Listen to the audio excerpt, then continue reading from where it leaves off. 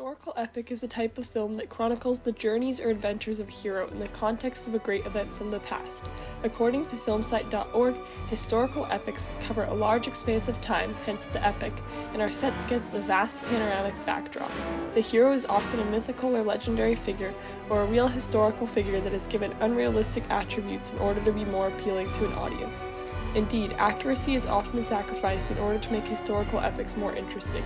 Fake romances might be created between two historical figures, harsh facts might be eliminated from the story in order to make the film more politically correct, etc. Other characteristics of historical epics include lavish costumes, extravagant settings, and a sweeping musical score. FilmSite states that they are often referred to as costume dramas because they emphasize costuming and wardrobes, spectacle, historical pageantry, and a sweeping visual style. Because of their large casts and period-accurate costuming, historical epics are often very expensive to produce. Historical epics are a very old genre, with the first historical epic dating back to the early 20th century.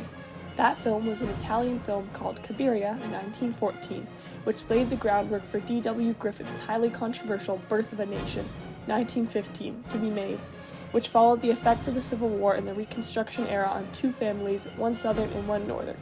Birth of a Nation was the first real blockbuster film, and while it was technically complex, it was very biased and its specific ideological slant distorted its historical veracity.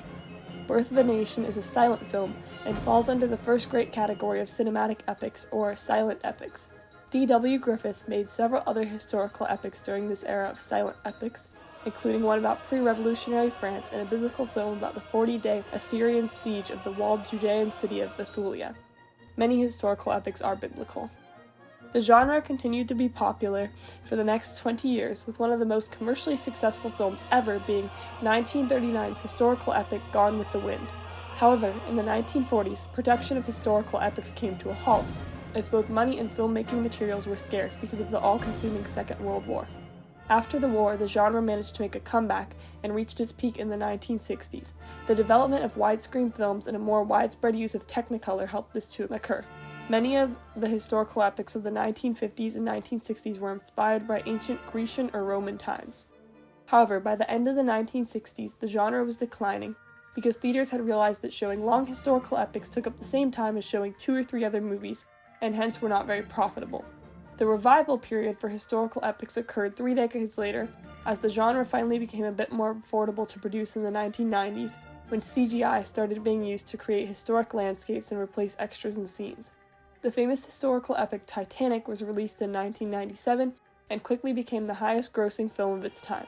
Many scenes from Titanic, especially the scene where the ship goes down, were created using CGI. The first notable individual associated with the genre is Giovanni Pastrone, who directed the film Cabiria, which is about the Punic Wars and which is widely considered to be the first historical epic ever filmed. As mentioned previously, American director D.W. Griffith was influenced heavily by the creation of Cabiria, and even ended up getting a lot of the credit for starting the historical epic genre that belonged to Pastrone. D.W. Griffith was certainly influential in his own right, though, especially because of how precise he was with his artistry, even while creating massive epics like Intolerance, 1916. Lillian Gish, also known as the First Lady of American cinema, starred in many of Griffith's films. As explained earlier, Gone with the Wind is widely considered one of the most important historical epics ever made, and notable individuals associated with it include director Victor Fleming and actors Vivien Leigh and Clark Gable. In the 1950s and 60s, director Sir David Lean rose to prominence with his massively popular historical epic films Lawrence of Arabia and The Bridge on the River Kwai. Notable individuals from the 1990s and early 2000s include director Mel Gibson, who directed another one of the most famous historical epic films, Braveheart, 1995, James Cameron, director of Titanic, and Ridley Scott, director of Gladiator, 2000.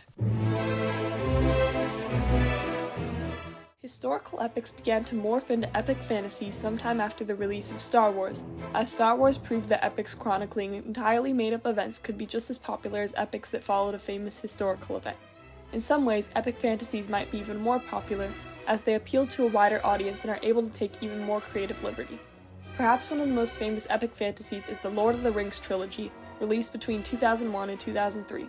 Additionally, some people compared the historical epic Braveheart to the modern fantasy drama series Game of Thrones. A lot of people have also compared the 2024 sci-fi adventure film Dune Part 2 to the historical epic genre, and director Denis Villeneuve cites Lawrence of Arabia as having been one of his biggest influences while he was making the film.